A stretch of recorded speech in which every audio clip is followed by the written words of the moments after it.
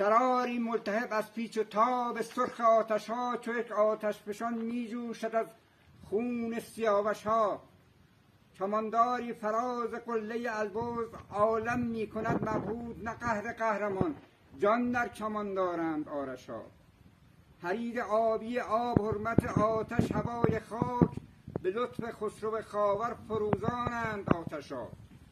زلال زندرود و چرخه و کارون و کر بنگر که بر دشت شقایق نور می پاشند آوش ها.